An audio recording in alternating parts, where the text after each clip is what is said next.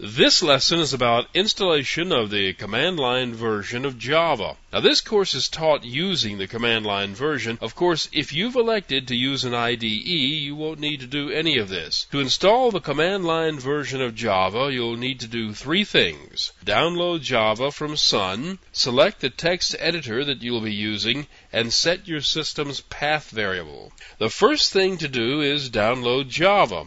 To do that, you'll need to go to this website. Any version of Java from 1.2 on will work fine for this course. You can get the latest version if you wish, but each version has larger downloads and takes up more disk space than the ones before it. Nothing fundamental has changed from one version to the next since version 1.2, but lots of new classes have been added to the standard library, so it's much larger. You'll find links to Sun's Java download at this website. This is the same site that I mentioned in the previous lesson. You'll be given a choice as to whether or not you want to download NetBeans. NetBeans is the Sun 1 IDE mentioned in the previous lesson. If you want to use the command line, you don't want the NetBeans version. It and the command line version can't be both installed and used at once. You'll need the documentation. It can be downloaded from the same location and installed as a set of HTML pages on your local machine. It's quite large, so if you prefer, you may just want to keep track of the link to it on the Sun website and do your lookups there. I use it a lot, so I have it on my local machine. You will find installation instructions on Sun's website, but it's a very simple thing to do. For Windows, the file you download will have a .exe suffix, which indicates that it's an executable program. Run the program, answer the questions, and Java will install itself. Now, the installation procedure will create a directory for the Java files, and you're going to need to know the name of that directory later, so jot it down somewhere so you'll have it when you set the path. This goes for Linux and Unix installations as well as Windows. The next thing you'll need to do is select your text editor.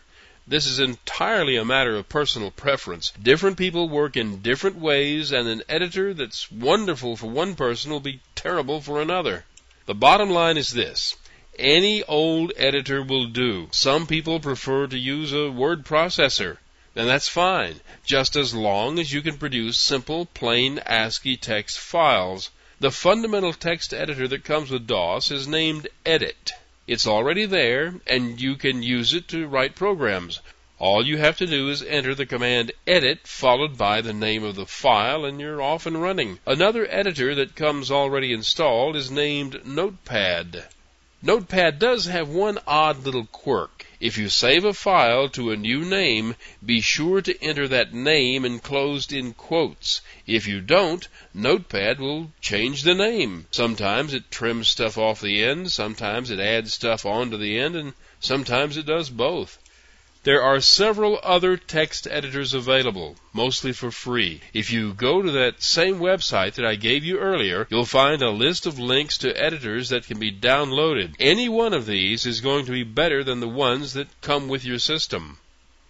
The last step is to set the path variable, so when you enter something from the command line, DOS will be able to find it. The path variable is nothing more than a list of directory names separated by semicolons, and when you enter a command on the command line, it looks in these directories to find it.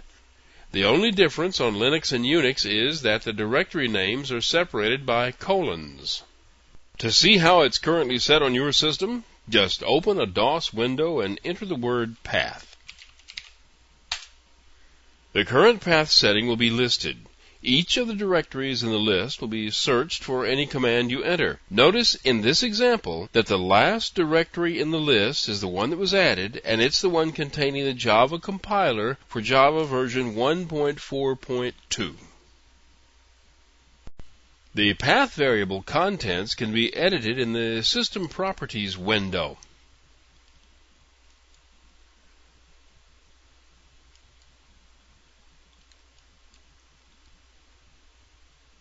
The window shown here lists the environment variables on a Windows XP system, but other versions of Windows, since 95 and 98, all work basically the same way.